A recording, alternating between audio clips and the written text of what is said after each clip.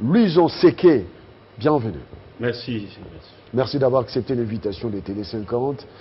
Et à votre côté, nous avons Tonlich Tamba. Tonlich Tamba. Bon. Bonsoir. Merci d'avoir accepté l'invitation de Télé 50. Directement, Tonlich Tamba. L'actualité reste dominée par cet arrêt de la Cour constitutionnelle qui souffre encore d'applicabilité dans la province du Congo central. Eh bien, qu'est-ce qui va advenir parce que le gouverneur refuse de démissionner? D'abord, merci, M. Crispin, excusez-moi. Ah ouais, ça arrive. M. Crispin pour l'invitation. Oui.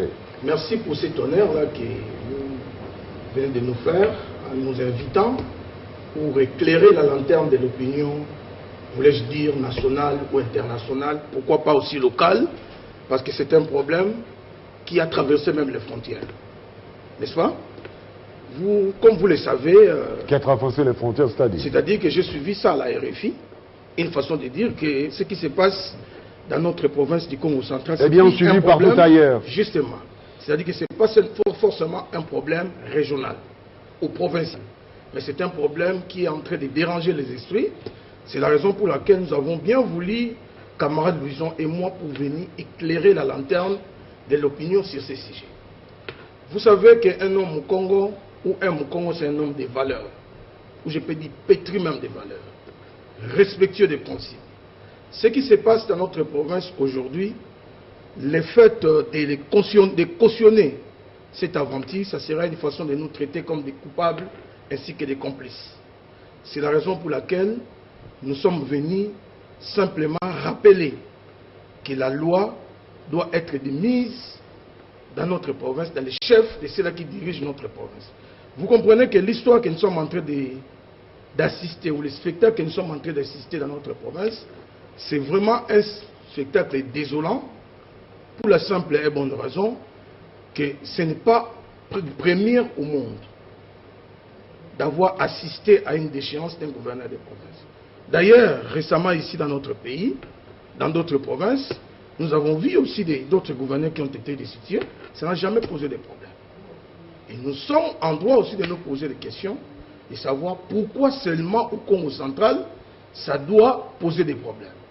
Eh bien, c'est pourquoi nous sommes en train de condamner et d'avertir des tireurs de ficelles que les Congos sont maintenant debout pour dire non et demandent à notre frère, parce que c'est notre frère, Atou Matubwana, nous lui demandons de présenter calmement sa démission. Alors, c'est et votre... de respecter la loi. Voilà. Une façon de dire que nous sommes aujourd'hui avec quelque chose, une chanson que nous écoutons tous les jours, État des droits, État des droits. Cet État des droits-là doit aussi s'appliquer dans la province du Congo central. Tonlich Tamba, vous dites bien Atou Matubwana, c'est votre frère. Voilà. Je pose la question à Louison Seke. Mais pourquoi autant d'hargne sur votre frère pour qu'il démissionne? Merci beaucoup, M. Crispin, pour votre invitation, pour l'honneur d'ailleurs que vous faites à ce soir de participer à votre émission intitulée Le Grand Plateau. On est venu justement, comme le frère Tonlich Tamba a dit, d'éclairer l'opinion, tant nationale, provinciale qu'internationale. Et M. Crispin, je dirais d'emblée, avant de répondre à votre question, que la politique est un jeu, mais qui est dicté par des principes et des lois. Et donc, vous avez parlé des armes contre notre frère Atou Matubwana. Non, ce n'est pas ça. Nous sommes basés sur l'article 64 de notre Constitution, qui nous donne la possibilité, qui nous donne le devoir de faire échec à tout celui qui viendrait exercer le pouvoir en violant la Constitution. Qu'est-ce qui se passe au niveau du Congo central? L'arrêt de la Cour constitutionnelle rendu le 29 mai 2020, confirmant la déchéance de M. Atou Matubwana à la tête de la province du Congo central. Jusqu'à ce jour, M. Crispin, cet arrêt n'a jamais été appliqué ou exécuté.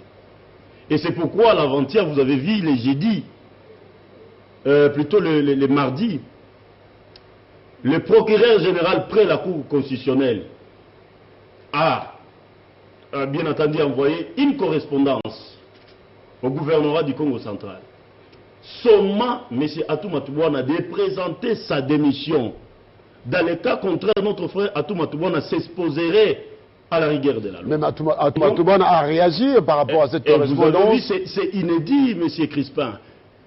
C'est inédit ce qui se passe au niveau de notre province. M. Atou Matouboana s'est payé le luxe de répondre de cette manière-là. D'ailleurs, j'ai encore la lettre avec moi de M. Atou Matouboana. Et dans cette lettre, M. Atou Matouboana est en train de dire au procureur général qu'il serait induit en erreur par le président de l'Assemblée provinciale. C'est inacceptable. Nous sommes dans un état de droit. Nous devons respecter les principes, nous devons respecter les règles, parce que nos institutions aujourd'hui, les institutions de la République, sont jetées en pâture. Parce que la Cour constitutionnelle, c'est la haute cour. C'est le sommet. C'est le sommet, c'est la sommité de loi dans notre pays, M. Crispin. Regardez simplement le caractère sacré que l'article 168 qui confère aux arrêts de la Cour constitutionnelle. Ça ne l'appelle même pas un débat. Et c'est exécutoire, immédiatement exécutoire. Mais aujourd'hui, M. Atou Matouboana est en train de nous prouver que face à l'arrêt de la Cour constitutionnelle, lui, il peut résister. Parce que ces protecteurs sont plus forts que la loi, ces protecteurs sont au-dessus même de notre Constitution. Ce que nous exigeons, M. Crispin, pour terminer, c'est seulement l'application de l'état de droit en République démocratique du Congo, plus particulièrement au Congo central. L'état de droit ne devait pas être sélectif. Dans d'autres provinces, nous avons vu, tout récemment ici au Kasaï central, il y a un gouverneur qui a été déchu. Le lendemain, le VPM de l'intérieur va instruire directement les autorités de la province pour organiser l'intérim. Mais pourquoi au Congo central, cela traîne, ça fait près d'une année et demie, on ne sait pas résoudre la crise au niveau du Congo central. Merci beaucoup, Louis Oseke. Ton Lishtamba. Est-ce que vous pensez qu'il y a une sorte de silence coupable de la part du VPM de l'intérieur? Justement. Mais je ne peux pas parler en termes de rumeurs. J'aimerais que nous puissions être un peu objectifs, pragmatiques, ce que nous disons, et pragmatiques, comme vous me le complétez si bien, que l'exemple que mon frère et ami Louison vient de donner ici, c'est un exemple très frappant. Dans le sens que nous voulons aussi ce qui s'est fait ailleurs puisse se faire dans notre province. La province du Congo central, ce n'est pas une province qui est en dehors de la République démocratique du Congo. S'il y a des droits, ou si nous sommes dans un état de droit sérieux, ce qui s'applique ailleurs doit aussi absolument s'appliquer dans notre province. C'est tout ce que nous demandons et c'est tout ce que nous interpellons aussi à nos dirigeants. Ça veut dire que nous venons d'écouter un peu de certaines rumeurs ça et là, que Atou Matouboana serait ici à Kinshasa. Ça, il faut le dire. Bon. On va parler en termes de rumeurs. Mais nous venons d'apprendre une information selon laquelle que le gouverneur de Atou Matouboana serait ici à Kinshasa et ils sont en train de proposer que son ministre précédent, n'est-ce pas? C'est-à-dire que le ministre des Finances, si je peux me permettre de citer son nom, Kabangu, puisse continuer à faire l'intérim. Nous disons non. Nous ne voulons plus la continuité. Nous voulons que la loi s'applique. N'est-ce pas? La loi s'applique, c'est-à-dire? C'est-à-dire, il faut absolument choisir un intérimaire qui sera apolitique pour pouvoir conduire l'intérim jusqu'aux élections du nouveau gouverneur. C'est ça la logique de la loi. Apolitique? Justement, ça dit que quelqu'un... Il y a un ministre qui a fait l'intérim déjà. Non, mais il faut comprendre le format le format de la situation, la manière dont ça se présente. Une façon de dire qu'aujourd'hui, le gouverneur devrait partir. Normalement, c'est le vice-gouverneur qui devait faire l'intérim. Mais le vice-gouverneur aussi, c'est quelqu'un qui est à problème. Je ne vais pas revenir en arrière pour vous parler de l'histoire malheureuse que nous avons connue de notre province, de Mimiguet, dont le vice-gouverneur a été frappé par un problème de moralité. Donc, une façon de dire qu'aujourd'hui, il y a ce qu'on appelle le territorial. Et il faudrait qu'on puisse choisir un inspecteur au niveau du territoire, pouvant conduire les choses en bonne uniforme jusqu'à ce que nous allons aller. Nous sommes dans un état de droit. Que dit la loi à ces propos? Si le gouverneur démissionne, Qui doit faire l'intérim? En principe, M. Crispin, c'est son vice-gouverneur, donc qui devrait assumer l'intérim pendant 3 mois. Mais est-il que le vice-gouverneur est aussi frappé par l'immoralité, donc le vice-gouverneur ne serait pas désigné pour assumer l'intérim. Alors, c'est-à-dire que si le gouverneur démissionne, il tombe avec son vice-gouverneur. À ce niveau ici, nous devons reprendre les schémas de départ. Le schéma de départ, lorsque M. Atou Matoubouane a été suspendu de ses fonctions, c'était M. Matoumpa qui était désigné comme gouverneur intérimaire. Matoumpa, ministre de... ministre de l'Intérieur, à l'époque, lorsque Atou Matoubouane est rentré dans ses fonctions, il a révoqué directement M. Matoumpa pour permettre à ce que son copain soit ministre précédent dans son gouvernement.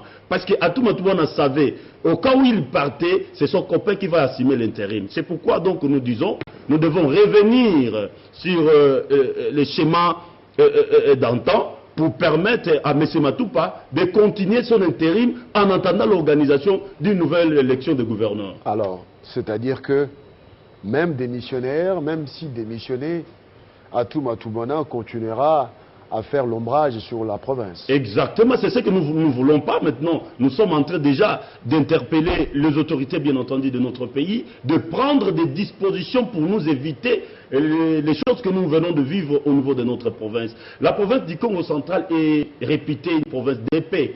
Voyez, et ensemble, le Congo, nous nous sommes dit que nous devons faire véritablement de notre province un havre de paix. Mais pour ce faire, nous avons besoin des hommes et des femmes dignes. Il y en a au niveau de la province. Et donc, qu'on nous donne la chance de choisir cet oiseau rare-là, qui va nous permettre, bien entendu, de créer une conjugaison d'efforts et combiner, bien entendu, nos efforts vers un développement de notre province. Tonlich Tamba, d'où viendra les saluts de la province du Congo central? Le salut de la province du Congo central viendra tout simplement des jours où nous aurons des dirigeants qui vont comprendre que c'est quoi la loi. Des dirigeants qui savent respecter la loi. Et voilà, parce que maintenant, il faut le dire, aujourd'hui on est au grand plateau. C'est pas pour la première fois que mon ami et frère Luison et moi, que nous assistons dans cette émission. Nous avons dit ici sur le même plateau que, à son temps évidemment, aux députés provinciaux, ne votez pas pour ces dirigeants-là. Ne votez pas pour ces messieurs. Ne votez pas pour ces messieurs. Ils ont fait la tête et voilà là où nous en sommes. N'est-ce pas? Moi je crois qu'aujourd'hui il y a eu même des débats un peu terre à terre que nous avons connus dans notre province. Parce que les Bakongo, ce sont des gens qui sont habitués à être ensemble. Ce que nous appelons dans les Congo central les Makukuma Tatu. C'est-à-dire que nous avons notre district de Cataracte, nous avons le district de Lukaya, nous avons le district de Bas-Fleuve.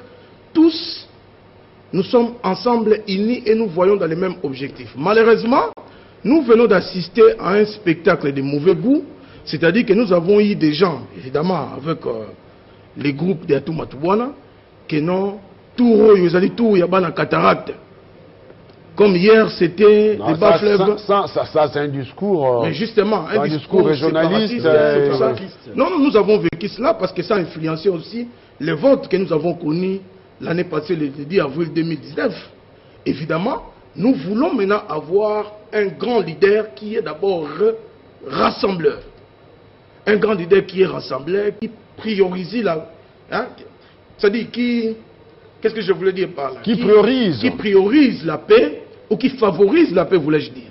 Qui favorise la paix et qui met les intelligences de la population du Congo central ensemble, afin de réfléchir et de voir éventuellement comment avoir un avenir meilleur. Pourquoi je le dis? Parce que nous assistons aussi à des jeunes qui sont manipulés aujourd'hui. Des gens qui passent à la télé, qui passent à des places publiques pour insulter des gens. Ici à la télé 50.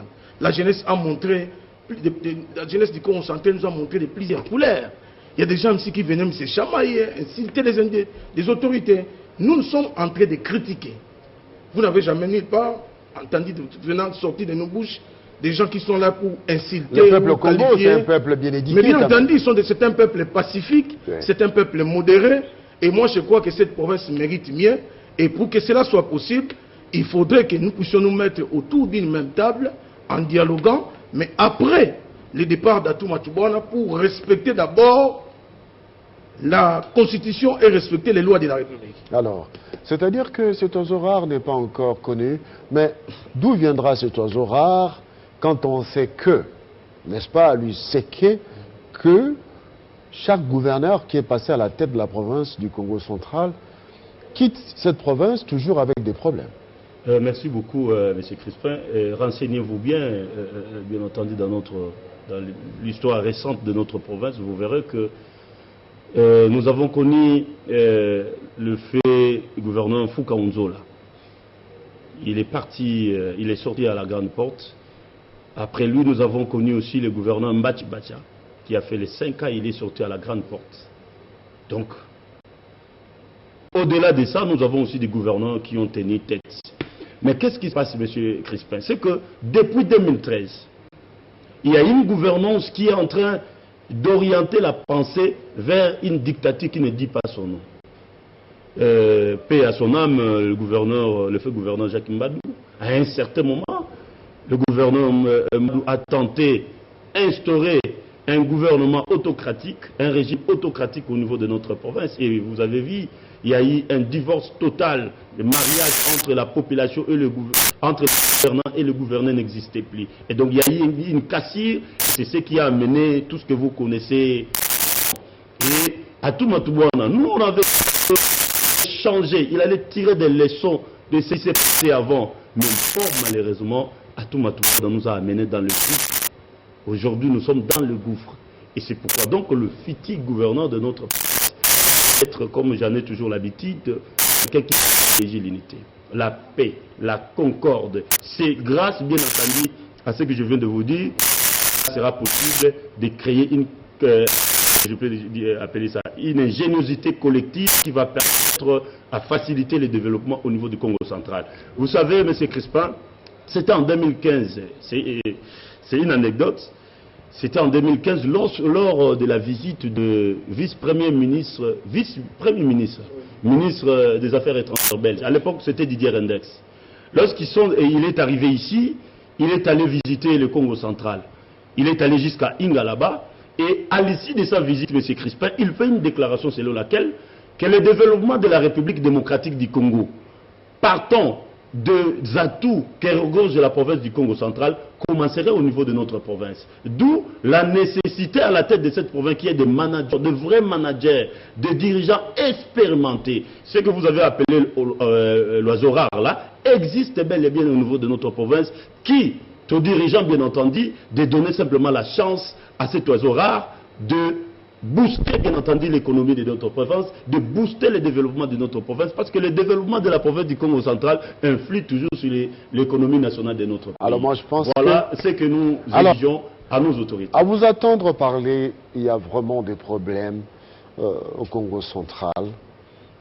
Il faudra un dialogue avant de choisir n'importe quel candidat, prochain candidat gouverneur de la province du Congo central. N'est-ce pas? Papi, j'allais vous appeler Papi Tamba, c'est l'un Tamba, ton lich Tamba, voilà. Il faudra s'habituer, Papi Tamba, et souvent sur les réseaux sociaux, on connaît. Quand vous parlez de dialogue, j'ai dit oui, parce que le dialogue, c'est vraiment une habitude qui est nôtre. Qui est ancrée. Ancrée même dans nos coutumes, nous appelons ça les Kinzondi. C'est très important parce qu'il y a trop de malentendus, il y a trop de désordres, il y a trop de choses que nous avons connues. Nous voulons effectivement des dialogues. Nous avons vu récemment ici dans notre province, il y a un chef coutumier qui a réuni tous les chefs coutumiers pour dialoguer enfin des